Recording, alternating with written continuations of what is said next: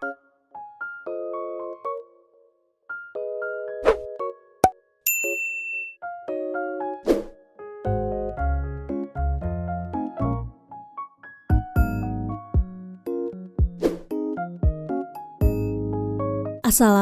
Elsa di sini. Hai guys, hai semua, halo tetangga. Gimana kabar korang semua? Semoga sehat selalu, semoga bahagia selalu, dan semoga hari-harinya selalu good day. Selamat datang aku ucapkan di channel YouTube si gadis bernama Elsa. Hari ini kita bakalan nge-reaction tentang culture shock yang ada di Malaysia. Ini dari seorang MAT SALEH Amerika. Ini dari channel kita Kurt Alisa. Langsung aja di subscribe ya. Sebelum dimulai video reactionnya, seperti biasa aku mau ngajakin korang-korang semua dulu untuk subscribe channel ini dan aktifkan lonceng notifikasinya supaya korang semua tidak ketinggalan video terbaru dan updatean terbaru dari channel ini. Dan terima kasih banyak, alhamdulillah kita sudah mencecah 70.000 subscriber. Yeay. Terima kasih banyak, terima kasih. Oke, ya udah tanpa berlama-lama kita mulai video reactionnya. Are you ready? Let's go. Oke. Malaysia. Assalamualaikum semua. Waalaikumsalam. Nama saya Kurt Adam. Boleh cakap Kurt. Memang saya MAT SALEH dari US, Amerika Syarikat. Saya duduk dalam Malaysia untuk 2 tahun. Wah, 2 Walaupun mari ke Malaysia, saya have a wonderful experience. Experience baru memang. Jadi saya nak share experience dengan awak. Jadi saya nak buat video series baru, MAT SALEH American in Malaysia. Awak mungkin kenal saya dari video lain bila buat video kita ke Elsa. Elsa istri saya. Elsa istri dia. Orang Malaysia berarti istrinya. Jadi saya akan cakap bahasa Inggris untuk video ni, so I can fully explain my experiences here in Malaysia. So yes, I'm an American. I've been living in Malaysia for 2 years, and it has been a great, amazing new experience. I want to share these experiences with you so that I can tell you about what I've experienced, what has made a significant impact on my life and my feelings here. Of course, culture here in Malaysia is very different from culture back in America. So I want to share with you those differences. 5 biggest culture shocks for an American living in Malaysia. So these are culture shocks that I've experienced that have really made a significant impact on my feeling of being a foreigner in a new country. Okay, so jom mula. Okay, number 5, Muslimas. So here in Malaysia, the majority of religion practiced is, of course, Islam. So for women in Islam, it is most likely that they cover their aurat. They wear a tudung or hijab. Back in America, you don't see this as frequently. Of course, in America, it's a country of very diverse people. So, of course, there are Muslims and Muslimas living in America. And studying at the university, I've even had some friends that were Muslim or Muslima as well. In America, you would just occasionally, see a few women here and there wearing the tudung. However, here in Malaysia, a majority of the women are wearing tudungs. So for me, it was a really significant experience because sometimes I would just be, driving down the road and, when I'm looking around and I'm seeing all the people and most of the women that I see, they're wearing the tudung, it gave me a big realization, like, wow, I'm in a completely brand new country, and it felt very special to me. It was a very good feeling. And now, after marrying my wonderful wife, Lisa, of course, she's a Muslima as well. She covers her aurat. She does not show her hair for anyone except for me. So that has always made me feel very special, that I'm the only man that gets to see that part of her. That's one of the things that I respect most about being in a marriage with a Muslima, is that she covers her aurat for me. So I'm very grateful for that. It's a new experience for me. I've never had that feeling before, ever. So I really appreciate my wife and also other women out there, they carry that same practice of covering their hair with the tudung. Okay, number 4, azan. What? Back in Azan? America, I've never heard the azan before. Wow. There are sarals, there are masjids in America. From what I've learned is that in those particular areas, they do play the azan. But I've never lived near a masjid or a saral before in America. So here in Malaysia, you can find a saral or a masjid, one every probably 1 or 2 kilometers. So no matter where you are in Malaysia, it is very common that for each prayer of the day, of course, that you hear the azan. So that was a very new experience for me. I remember when I first came, I would wake up in the morning and I would hear the azan for Salat Subah. And I just remember, sometimes laying there in bed and just, feeling very special about that also, because it was a new experience for me. Another great thing about here in Malaysia is when the azan plays, everybody just really sort of stops what they're doing and they respect the azan. If you're playing music or watching TV, you turn it off. And I really like how everybody can take that time out of their day to respect the azan, the call for prayer, and be able to, salat at home on time or go to the saral or the masjid. One really nice thing that also made a significant impact on me was how Muslims and Muslimas dress when they go to Salat at the masjid. I really like seeing the baju Melayus. Everybody really takes pride in making themselves look nice and smell nice for when they go for Salat. So when I first came, I began learning more about Islam. For example, how to take wudu. In my first few weeks here, while I was learning and I was beginning to take wudu myself, that also made me feel very special. It was something I've never done before, and just the feeling of preparing for Salat like that, it was a great feeling. And to be honest, it also felt kind of cool too, because after you take wudu, you're usually a little wet because you have to wash your arms, wash your face, and etc.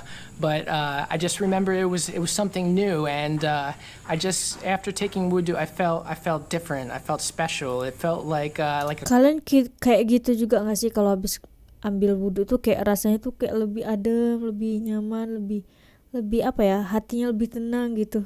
Kalau ada kita satu server, guys. Cool feeling to me. Number 3, rules between men and women. So back in America, you don't have the same rules between men and women. Here in Malaysia, if you are a Muslim or Muslimah and you practice Islam, one major rule is that you cannot touch each other. You're not supposed to touch another woman, or a woman is not supposed to touch another man. Only her husband is allowed to touch. Because a majority of the population are Muslims, that means that there's just really, there's no touching between a man and a woman whatsoever.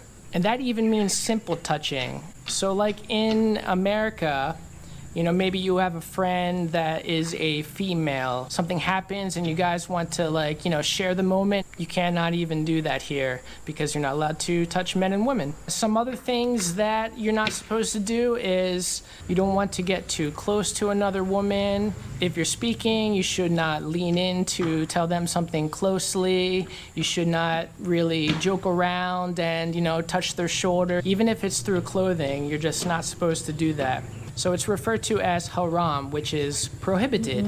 Halal means it's permitted. Of course, it is haram for a man and a woman to touch each other when they are not married. Coming from America, it wasn't really a big deal. Like if that happened, if you gave another woman a high five, or if, you're just joking around like as a friend. Or sometimes in America, some women might come close, or they might give you a hug.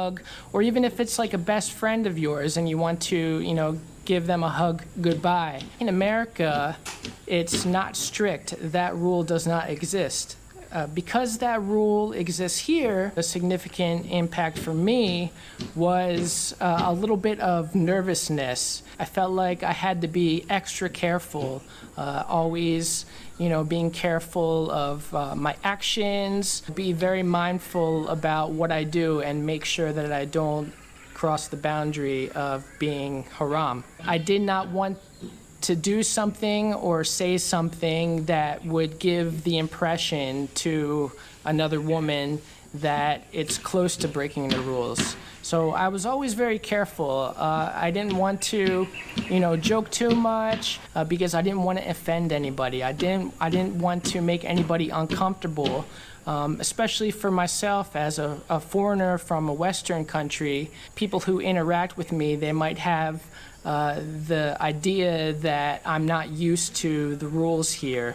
So I wanted to be extra careful and demonstrate that I could follow the rules. And that made me nervous. Even more about that, I was a little afraid because I thought that, if something like that did happen, like when, for example, you go to the kedai and you want to, beli makanan, when you're exchanging duit for the food, if it was a woman selling the food, I was always very nervous and afraid because I didn't want to, by accident, fingers maybe touch. Okay. I was really afraid that if that was going to happen or if that mistake happened, well, then it would be like a super big deal. I was afraid that somebody would get very upset, or maybe they would look at me as a bad person, although it could be a mistake. I was always very afraid of the consequences or the results from even a simple mistake like that. So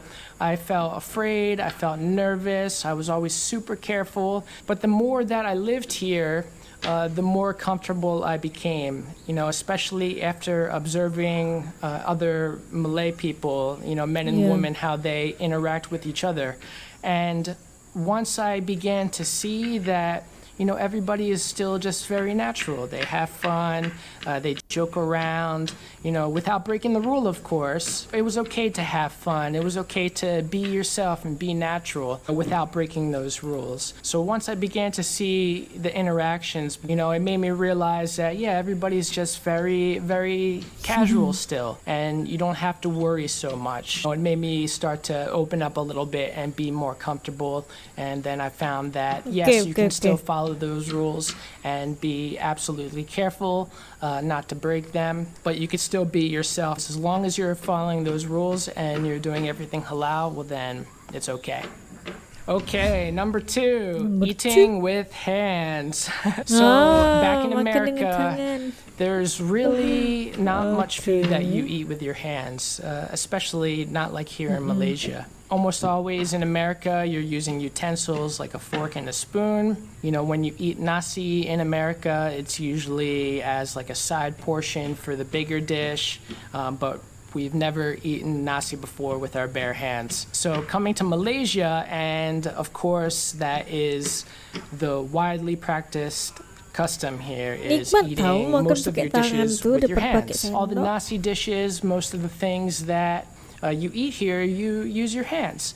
So that was a very new experience for me. I've never eaten really with my hands before, at least not dishes like that. Of course, there are things like pizza in America where you pretty much always use your hands to eat a slice of pizza. But any dishes like nasi, ayam, anything like that, I've never used my hands before to eat. So that was a big thing for me here because, I think it was my first day coming to Malaysia. Elisa took me out and we got food, and she was the first one to show me how to eat with my hands. Wih, itu dia. Lucu banget. Kayak gini. I remember it feeling awkward a little bit to eat for my hands for the first time, to actually get it into my mouth properly. Elisa showed me how to do it, to use your thumb in a certain way to push the food into your mouth.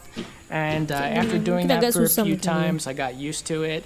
And to be honest, it's very enjoyable. There's something about eating with your hands that's special. You have more of a connection with the food that you're eating, using your hands, touching licking it, feeling the texture, and then using your hands to place it in your mouth. But that was a completely new experience for me because I'm so used to eating with a fork or a spoon. I was wondering if I'm eating with my hands will get, a little dirty. I'll have like sauce or food on my hands, and then I have to go about the rest of my day. What am I supposed to do if I'm trying to do something and I have food on my hands? But it was okay because one great thing about Malaysia is that there are sinks everywhere. All of the restaurants, even the fast food places like Kepchi, McD, the sinks are outside in the main areas, so as soon as you finish eating, you can just pretty much get up and go right to the sink and wash your hands. In America, the sinks aren't as frequent and as accessible. Almost all of the sinks in restaurants in America are inside of the bathroom, dalam tandas. The sink's just not readily out and available for you. So it's very easy to eat with your hands. Every time that we dine in, when we eat out at a restaurant, I have absolutely no problem eating with my hands whatsoever. Okay, and the last one, number 1. Driving safety. This one really makes a significant impact for me also. Growing up in the US, I was always taught to wear my seatbelt. My mom and dad always told me to buckle it when we were in the car, when we were going everywhere. That is something that I've been raised with, so it's very natural for me to always buckle my seatbelt in the car. It's actually pretty strict against the law in America. I believe they do that here also because if the police see you without wearing your seatbelt, they can pull you over and they can give you a ticket or a saman. And that's not just because, you might get a ticket, it's for karena safety. memang di Malaysia itu peraturan lalu lintasnya memang bagus banget gitu. Makanya hati-hati kalau pelancong datang ke Malaysia nggak pakai tali pinggang, sabuk pengaman, nanti kena saman sama polis. Also, however, here in Malaysia, I think it's more common for people not to buckle their seatbelts. Many people that I've seen, they don't wear seatbelts. I always see a lot of the kids in the back of the car. They're always standing up and moving around, or they might be standing up in the front seat. What I'm used to is kids should always be sitting down in the car and wearing their seatbelts. No matter where you're going, even if you're going just a short distance, if you're not driving very far or very fast, always wear your seatbelt. Another thing that I see very frequently are babies on the motorbikes. There might be a husband and wife and they go jalan-jalan and the husband might be driving and the wife is riding behind the husband on the motorbike and she's holding a little baby. Baby, sometimes they look like they're even at the newborn age. I can understand this. Maybe the motorbike is the only way of transportation that a couple might have, but I cannot still help but feeling how dangerous that is. It takes a split second for something to happen, for an accident to happen, and you might be the best driver in the world and following all the rules and driving as carefully as you possibly can, but you cannot control what somebody else is going to be doing. So that always seems very, very dangerous for me. It seems very risky. I want to tell you about an experience that I had last year here in Malaysia. I witnessed a car accident. There was a big lorry that was making a U-turn out onto a busy road. It was a road that was a little bit more faster traveled upon, typically going between 80 and 100 kmj. So Lisa and I were driving. We had just turned and we were on the opposite side of the road, and right after we had turned, we saw that the car was driving very fast in the opposite direction and the lorry had tried to make a U-turn. Maybe they didn't see each other and he had to hit on his brakes and he crashed into the back of the lorry. So I have a little bit of background in safety and medicine, so my first instinct was to pull over and see if I could help in any sort of way. And that's what we did. Lisa stayed in the car, and I went ahead and I went over to the accident along with a bunch of other people, and we tried to do whatever we could to help the people. There were children that were riding in the back seat. Alhamdulillah, they were okay. The husband, he was the one who was driving. He was okay as well.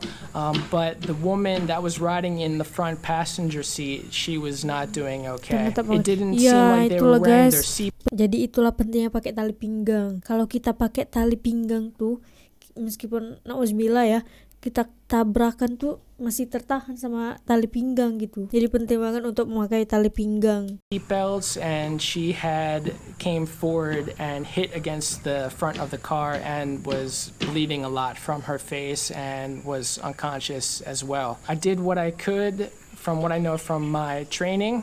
By putting a towel on and helping to stop the bleeding, and also keeping her head and neck stabilized until the ambulance came. But it was a very bad situation that I do not want to see happen to anybody. I was scrolling through Facebook looking at posts, and somebody had bought a new PlayStation, a new PS5. They had put it in the seat, and they had taken the seatbelt and buckled in the PS5. But it made me wonder. I was like, did they buckle their seatbelt? So if you're concerned enough about your PS5, you should be that concerned about buckling the seatbelt for yourself. Whenever Lisa and I go jalan-jalan, we always buckle ours.